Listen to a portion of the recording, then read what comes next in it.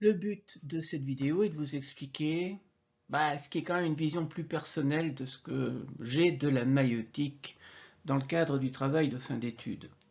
Donc en fait, pour rappel, la maïeutique est une technique d'interrogation développée par Socrate, l'homme qui est sur la photo, pas moi dans la vignette, mais le barbu là, et donc qui consiste à aider les autres à accoucher entre guillemets de leur propre vérité et sagesse.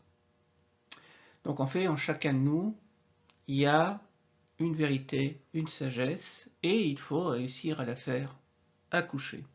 Dans le cadre de votre travail de fin d'études, le travail de fin d'études est en vous.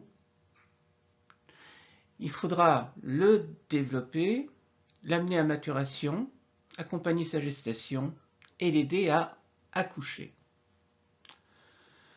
Alors, cette méthode, donc, je l'applique au travail de fin d'études et je vous rappelle brièvement le contexte. Donc, c'est décrit dans Le banquet, rédigé par Platon, et il met en scène Socrate, qui se décrit lui-même comme un accoucheur d'idées, aidant les autres à donner leur naissance à leur propre vérité. Et donc il y a un épisode où il fait arriver un esclave qui servait à table à porter un raisonnement. Et bon, le raisonnement est tout à fait valable. Adoptons maintenant la maïeutique au cadre du travail de fin d'études. Donc évidemment, vous n'êtes pas l'esclave, vous êtes l'étudiant et vous êtes libre. Mais attention, donc en tant que promoteur, je dois vous accompagner dans ce travail de fin d'études. Et donc, c'est comme si j'étais l'obstétricien, le gynécologue, qui accompagne une personne jusqu'à l'accouchement de l'enfant. Bien, alors allons-y. Il y a un rôle d'accompagnement de la part du promoteur ou de la promotrice qui pratiquerait cette maïeutique. Et donc, en fait, je dois aider l'étudiant à naviguer dans ses projets, à formuler ses propres idées, pas les miennes. Et donc, ça nécessite certaines attitudes d'écoute, comme on a vu. Alors, évidemment, il y a des suggestions. Le promoteur peut suggérer des voies de réflexion et encourager aussi de la part de l'étudiant ou l'étudiante une pensée critique, parce que parfois on n'a pas de recul, et donc c'est le rôle du promoteur ou de la promotrice d'aider à prendre du recul. Et donc, pour ça, je dois, ou la promotrice doit faire usage d'une critique constructive. Donc, on critique ce qui ne va pas, mais attention, c'est avec la possibilité de rebâtir après par rapport à ce qui a été mis en difficulté. Alors la relation entre l'étudiant et le promoteur, fatalement, vous voyez bien qu'il y a un jeu d'interaction, de collaboration. Donc c'est un jeu d'interaction délicat entre le promoteur et l'étudiant qui travaillent ensemble pour accoucher du projet et du travail de fin d'études de l'étudiant ou l'étudiante. Et il y a un équilibre qui va devoir s'établir.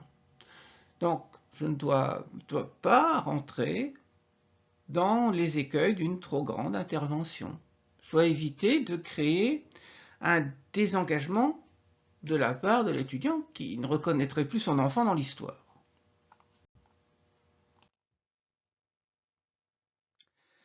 Dans cette maïeutique, il faut aussi faire usage de créativité. Alors, il faut créativité de la part de l'étudiant ou de l'étudiante et de la part du promoteur ou de la promotrice.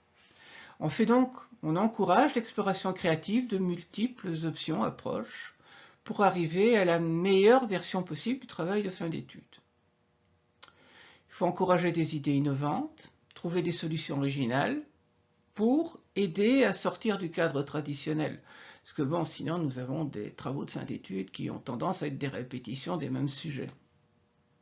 Et donc il faut apporter une part d'innovation. tant du côté de l'étudiant, de l'étudiante, que du promoteur et de la promotrice. Donc, il faut encourager à l'innovation. Il va falloir aider à respecter les délais. Bah oui, parce qu'il y a un calendrier et qu'il faut s'y tenir et que bon, le TFE est à déposer à une certaine date à un moment donné et qu'il y a des étapes de gestation par lesquelles il va falloir passer. Et quand ces étapes ne se passent pas bien, ben, il y a des difficultés. Donc, rôle du promoteur ou de la promotrice, discuter des délais, établir un calendrier avec l'étudiant et l'étudiante. Alors, si le promoteur ou la promotrice ne l'amène pas, l'étudiant, l'étudiante a de son côté quasiment l'obligation d'amener un calendrier, parce que sinon, il ne viendra pas tout seul. Il doit assurer, le promoteur, la promotrice, un encadrement, une aide à la planification, à s'assurer que les délais soient respectés. Il doit bien communiquer et on doit négocier, arriver à des compromis par rapport aux réalités du terrain, par rapport à ce qui est requis et par rapport à ce qui est nécessaire. Donc ce qui est nécessaire du côté du terrain et ce qui est nécessaire du côté de la rédaction du travail de fin d'études. Alors, il sera important de la part du promoteur d'exercer, ou de la promotrice, d'exercer un rôle de révision. C'est la même chose d'ailleurs pour le lecteur et la lectrice.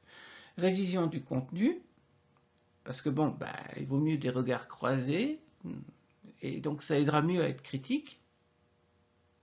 Il faudra aider aussi à ce que la rédaction grammaire, syntaxe soit correcte. Heureusement, il y a maintenant des outils qui aident beaucoup, notamment tout ce qui est ChatGPT, mais bon, il faudra vérifier que grammaire et syntaxe ça va, parce qu'évidemment au niveau de l'écrit, si c'est pas bon, tout de suite ça va créer une espèce de discrédit sur ce qui est rédigé. Et il devra vérifier formatage et mise en page, si c'est conforme ou s'il y a des choses à modifier. Alors, cette maïeutique, en fait, ça joue aussi avec les compétences professionnelles. Donc, il faut apprendre aux étudiants à prendre des décisions judicieuses et à résoudre les problèmes. C'est de la communication. Il faudra communiquer efficacement et collaborer à travers des échanges critiques entre étudiants et promoteurs, étudiantes et promotrices. Il doit aussi faire médiateur avec lecteur-lectrice. Pensée critique, oui, parce que bon, il faut encourager la pensée critique, parce que c'est nécessaire pour que ce soit scientifique. Il faut encourager l'esprit d'analyse, toujours aussi nécessaire pour que ce soit scientifique, et pour avoir un travail de qualité. On arrivera alors à la quatrième chose, qui est la gestion du temps. La maïeutique doit aider les étudiants à gérer leur temps et leurs projets pour respecter les délais académiques qui, eux, ne transigent pas. Donc, pour réussir avec cette maïeutique, il faut un engagement mutuel de l'étudiant et du promoteur. Généralement, c'est à travers un contrat. Il y a une créativité nécessaire d'une part et de l'autre. Parce que bon, s'il n'y a pas de créativité, on va tourner en rond. Et ça permettra d'avoir une certaine originalité. Il y aura un accompagnement à assumer de la part du promoteur pour donc le travail qui arrive à terme. Mais n'oubliez pas que de l'autre côté, il faut que l'étudiant donne du sien et renvoie par rapport à cet accompagnement. On ne peut pas vous relancer indéfiniment. C'est aussi à vous de faire la démarche. Et donc, de tout ça va découler un apprentissage et une formation professionnelle au terme de tout cela.